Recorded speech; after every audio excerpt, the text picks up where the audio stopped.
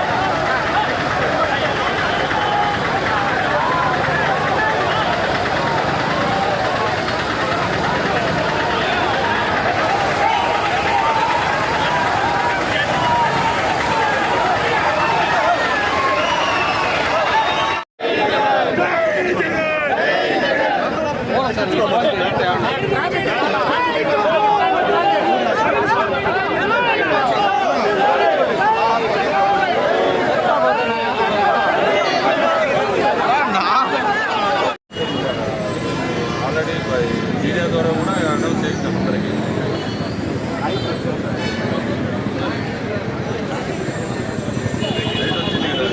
మా వాళ్ళకి ఇప్పుడు చెప్తే సరిపోతుంది కదా. నగరంలో వచ్చింటే వాళ్ళకు కూడా ఇంప్లిమెంట్ చేస్తారు పనులు.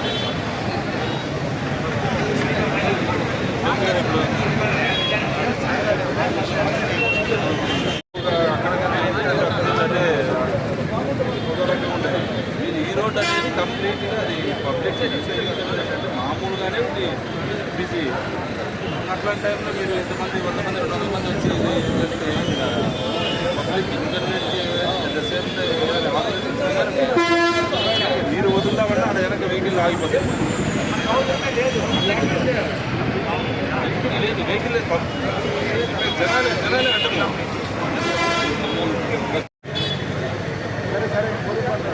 ఇప్పుడు మీకు అవకాశం ఉంది, చేసుకోవచ్చు. సూట్లో పోతే గ్రాండ్గా ఉంటుంది.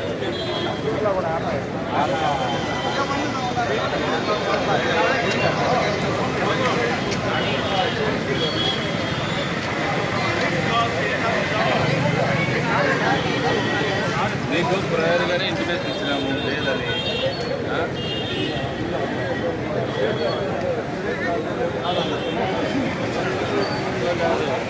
అక్కడ పరిస్థితులు అక్కడికి ఆ విధంగా ఉంటాయి. స్టేట్ మొత్తం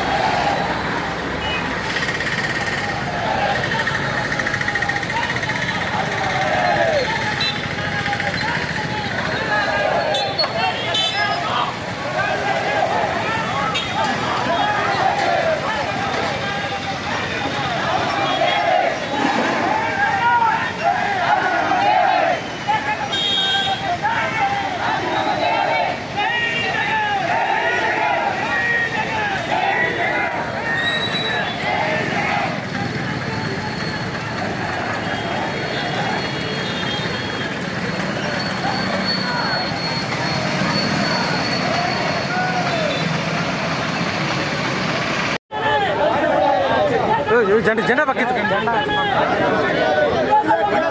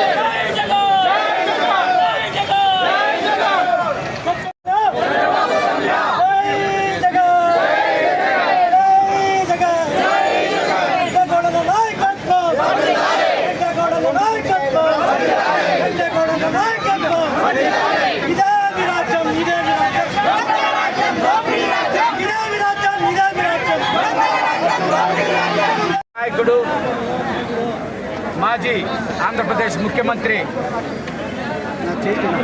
జగన్మోహన్ రెడ్డి గారు, అదేవిధంగా వైఎస్ఆర్ కాంగ్రెస్ పార్టీ అధ్యక్షుడు గౌరవనీయులు జగన్మోహన్ రెడ్డి గారి పిలుపు మేరకు రాష్ట్ర వ్యాప్తంగా ఏదైతే గతంలో జరిగిన డిఎస్సిపై అవకతవకలపై ఈరోజు నిరసన కార్యక్రమం జరుగుతుందో ఇందులో భాగంగా ఈరోజు పలమనేరు నియోజకవర్గంలో మాజీ శాసనసభ్యులు వెంకటగౌడ గారి ఆధ్వర్యంలో నిరసన ర్యాలీకి విచ్చేసిన పలమనేరు నియోజకవర్గ నాయకులందరికీ కూడా పేరు పేరున వందనాలు. అదేవిధంగా పలమనేరు నియోజకవర్గ అబ్జర్వర్ వెంకట యాదవ్ గారు,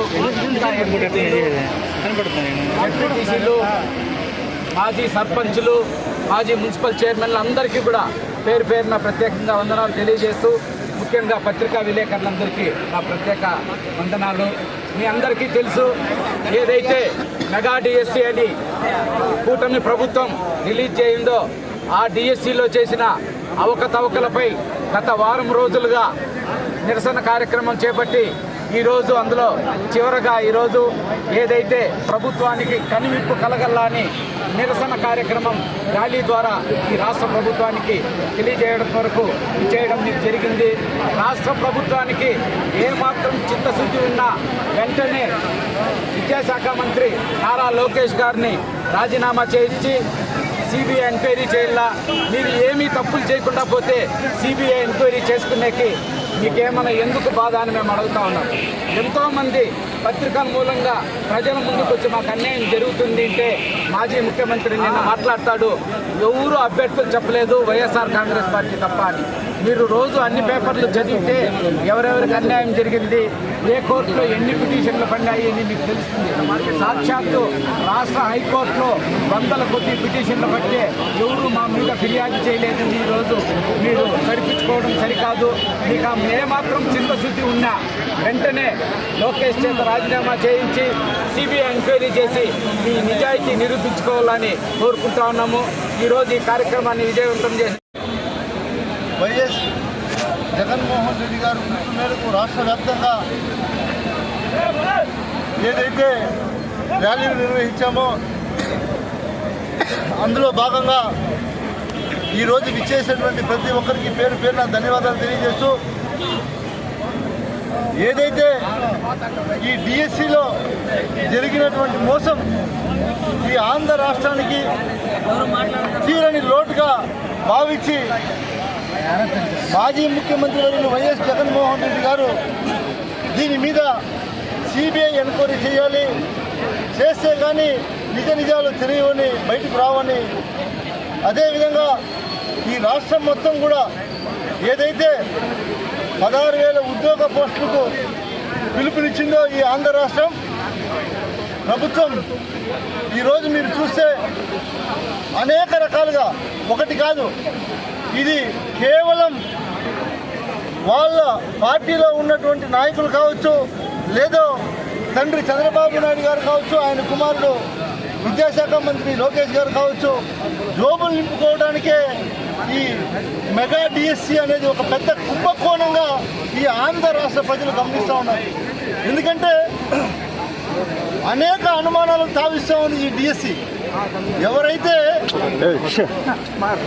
ఎవరైతే ప్రాపర్గా ఈ డిఎస్సిలో ప్రధానంగా అధికారులు చేసేటువంటి పని ఏదైతే ఉందో అది ఒక అవుట్సోర్స్ ఉద్యోగి నవీన్ అనే అతనికి అప్పచెప్పటం, అతనే పూర్తి బాధ్యతలు తీసుకోవడం, అతనికే స్టేట్ ఫస్ట్ ర్యాంక్ రావటం, ఇవన్నీ చూస్తూ ఉంటే దీని వెనక పెద్ద కుంభకోణం జరిగిందనే విషయం తెర మీదకి వచ్చింది.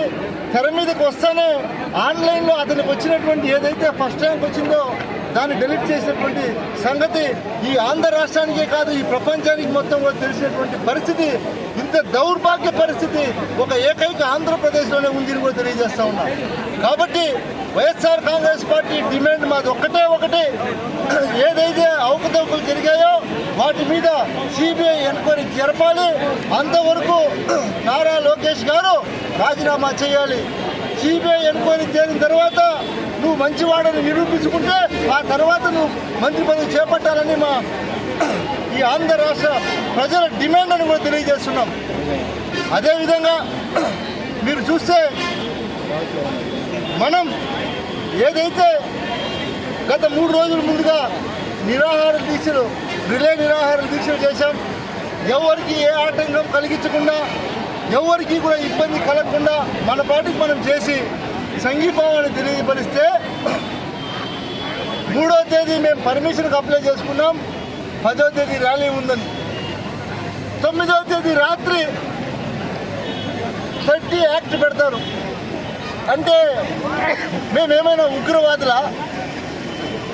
ప్రజాస్వామ్యంలో మేము కూడా గతంలో శాసనసభ్యుడిగా పనిచేశాం. ఇంత అరాచకం ఎప్పుడు కూడా మేము చూడలేదు.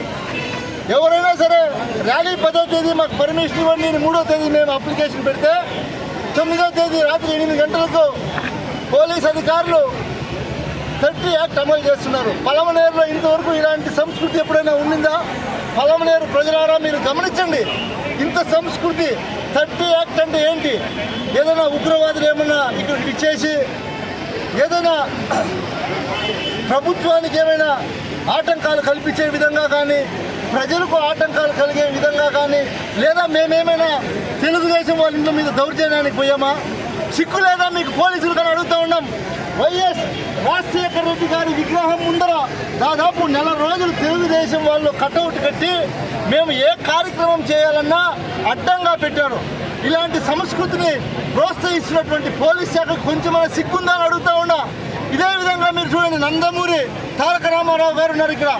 నేను కూడా 5 సంవత్సరాలు శాసనసభ్యుడిగా ఉన్నప్పుడు ఏ ఒక్కడు కూడా ఆయనకు అడ్డంగా మేము కటౌట్లు కట్టినటువంటి సంస్కృతి లేదు. గుర్తుపెట్టుకోండి.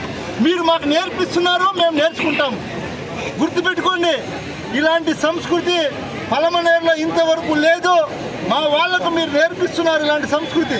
ఖచ్చితంగా దగ్గరలోనే ఉంది. అయిపోయింది, మీ టైం అయిపోయింది. ఆంధ్ర రాష్ట్రం మొత్తం మీరు గిరగిరా అని తిరిగి పాతాళానికి వెళ్ళే సమయం ఆసన్నమైంది. గుర్తుపెట్టుకోండి. ఎందుకంటే మీరు ప్రజల్లో మీ పార్టీ అధికారంలోకి వచ్చిన